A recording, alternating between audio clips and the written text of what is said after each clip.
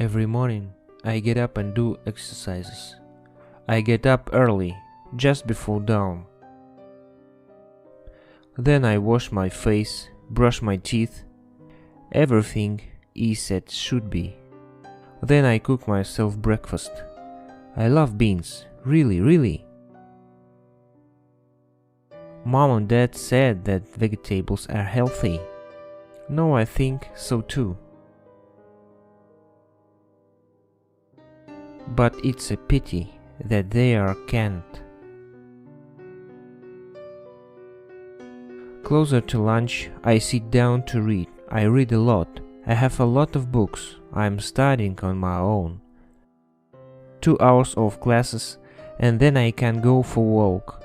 We have a big balcony, but sometimes I run out onto the roof. It's good there. I try to spend more time during the day. I never sleep at lunch. In winter, of course, I almost never go out on the balcony. And I never go down to the street. Someday it will all end, and I'll have to go out there. The food will run out first. These preserves should be enough for me for maybe another year. Father said so. I eat 1 can a day. I have learned how to collect water. There will be no problems with it. You ask me, walking on the roofs, eating only canned food? Are you crazy? Where are your parents looking? And they look at me always, down there on the street, but I never go down to them. That's what my mom told me, how much I would like to go to them.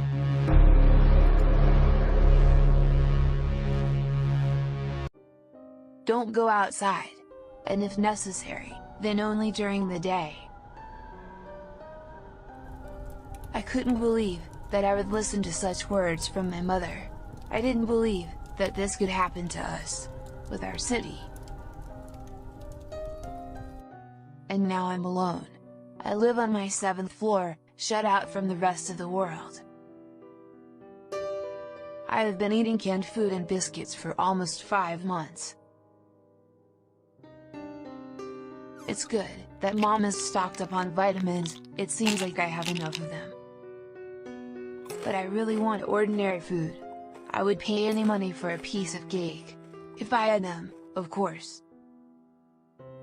At first, I was afraid at night. It was hard to fall asleep to the creatures screaming in the street.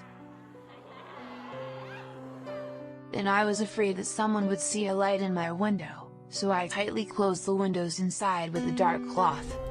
You ask me how I live in winter? A small iron stove. My father assembled it right here and brought the pipe out into the window. Firewood and coal in the stairwell. Sometimes I go into the neighbors' apartments and break some stools. I sleep at night near the stove. Everything would have been fine. But the day came when I almost ran out of food. 12 cans of canned food, peaches and beans.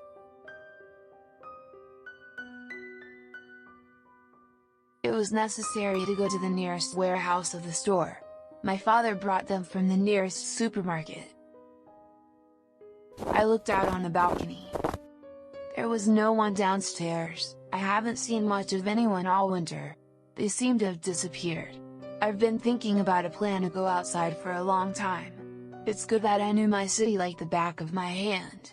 I started packing long before dawn.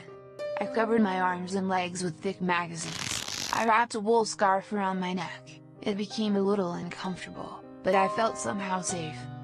I had my father's hammer in my hand and a backpack on my back. I can't carry much food,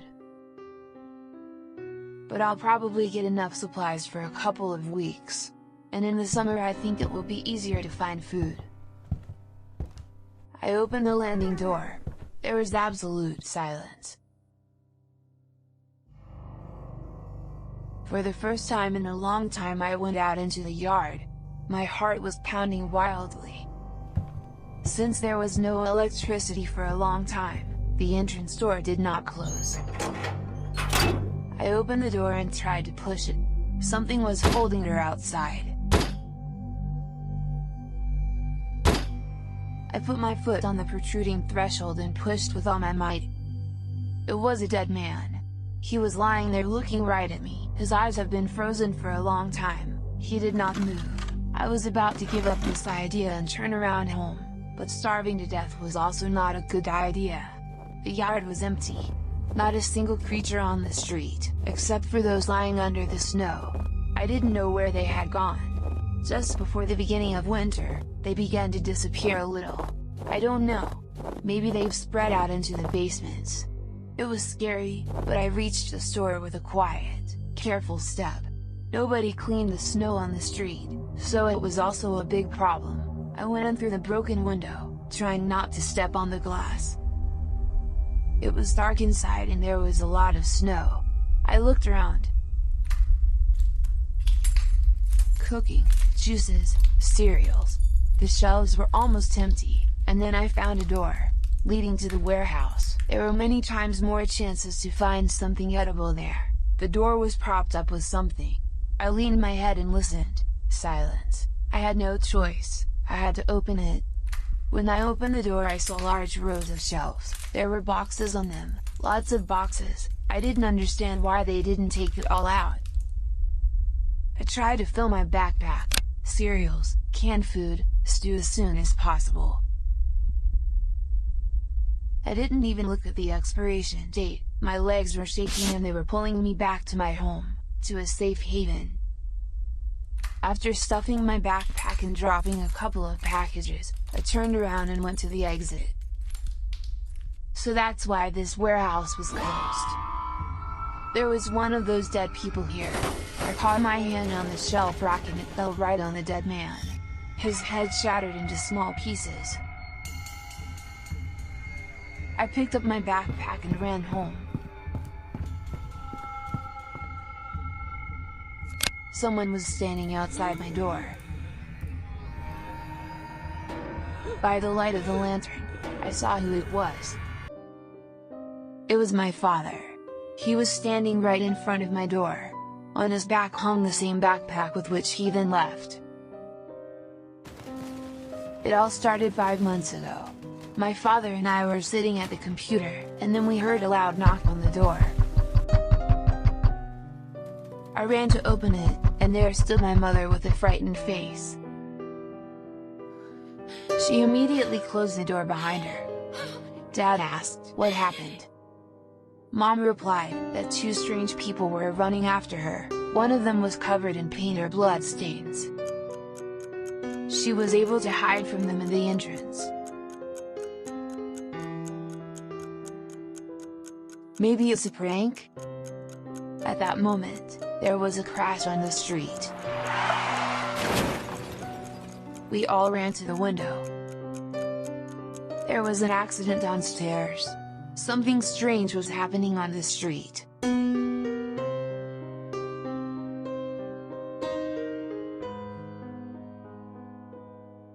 We didn't go out for the next 2 days.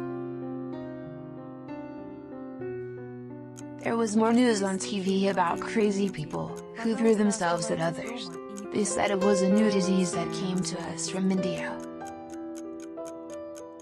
People were encouraged to stay at home, but the food was running out, and our neighbors began to go outside. Many of them didn't return. They said that one should be wary of the bites of these infected.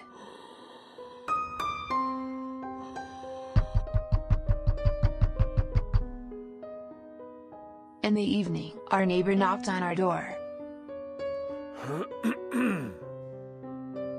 He discussed something for a long time in the kitchen with my father, and the next day they went somewhere. They returned 2 hours later. They brought 3 boxes of food, canned food and cereals. They went like this several times. My father said it should be enough for a couple of months. After a week, the electricity were often turned off. There was a lot of food. They managed to carry several boxes. The neighbor went somewhere and disappeared. Dad decided to go look for him, promised to look only around the house. Mom didn't want to let him go. He left in the morning.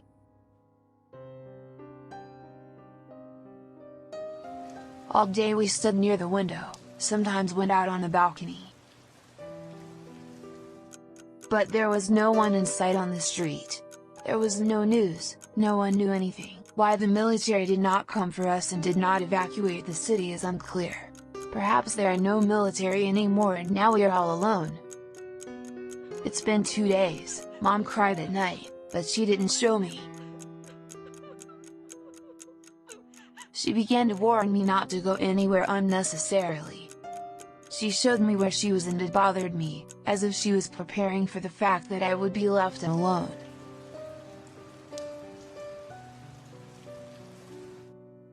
Then she got sick. She said that in the current situation she will not be able to cope with the disease, and if she stays here, then I will have problems. She has heard that the dead are coming to life and she will be a danger to me. I couldn't believe what I was hearing. She talked about it so often. The last few days she lay and did not get up. And in the morning I didn't find her in bed. She's gone. How she was able to gather the strength to get up and leave, I do not know.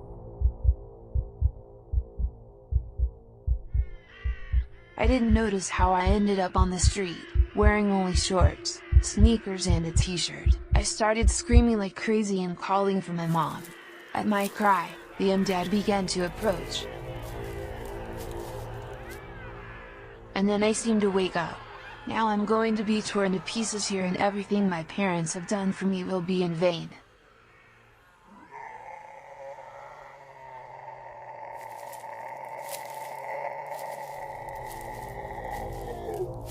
I ran back, closed all the doors and buried my face in the pillow and burst into loud tears. First I lost my father, then my mother. She was probably there too, among the crowd of these scoundrels. And now my father was standing in front of me, but why did he come back? How did he get inside? It turns out that he has been here all this time. In the house.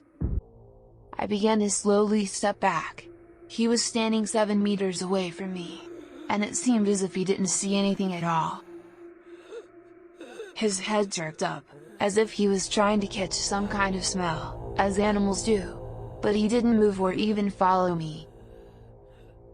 I went to the fire escape and decided to distract him. I threw a piece of glass in the other direction. It crashed loudly and the dead man went this way, freeing me the entrance to the apartment. With a quiet step, I went inside the apartment and closed the door harder, attaching a bedside table to it. Emotions overwhelmed me. My head was ringing and there was some kind of emptiness inside. It was very cold at home. During the day I never stoked the stove because of the smoke, but I still decided to put some wood in the stove. Then I didn't notice how I fell asleep.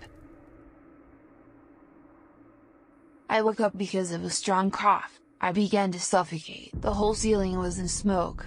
I felt the strong heat and the crackling of burning boards. My apartment was on fire. My fortress. What did I do? I didn't manage to extinguish all this. In a hurry, I grabbed my backpack, clothes, a hatchet, a bottle of water and ran outside. I even forgot that I could have bumped into my father at the entrance, but he was not on the way. I was standing at the bottom of the house and watched thick black smoke pouring out of my window. It burned down. All the supplies of food, clothing and water were there. The books were burned too. Now I had to find a new home and start all over again. It was winter outside and this would complicate the task somewhat, but there was one plus: there were no dead people. Or maybe move into one of the apartments in this house? After standing on the street and thinking about it, I decided that this would be the only right decision and was about to go back to the house, when I suddenly heard a sound, the sound of a car. Someone was driving in my direction, but then I remembered my mother's words that you need to be very careful. People are much more dangerous than these stupid dead. I hid behind the nearby garages. A dirty green minivan appeared on the road. These people must have seen the smoke coming from my burning apartment and came to find out what was going on here. The car stopped. Then a man with a thick beard came out of it, with a gun in his hand. He looked around, then looked at the window with smoke. Another man, younger, followed him out. What do you think? I think if you don't close the door behind you, our food for the next week will run away right now. What? Do they have meat? It's probably some kind of animal, but I didn't hear any sounds. Sorry, Stan. I'm going to close it now. As soon as he finished and went to the door to close it, the door swung open and hit him in the face. A boy ran out of the car. His mouth was gagged and his hands were tied. He was running straight towards me. Then a shot rang out. The boy froze and fell 2 meters from the garage where I was sitting. Did they kill him? Why? I shrank into the very depths of my hiding place. A piece of idiot. I told you to close the door. We don't have much time. Take care of him, and I'll go check out this house and what was burning there. Stan, I'm really sorry. You're nothing but trouble. I was sitting in the depths between the garages and couldn't even breathe out of fear. Did they kill this guy to eat him later? God. A man with a beard, meanwhile, as if nothing had happened, went to my house. The other stayed with the dead man. Then he took out a large knife. They harvested meat from a human. I closed my eyes and didn't want to look at this horror, sitting on my backpack and hugging my knees. I started crying, and then I didn't notice how I fell asleep again.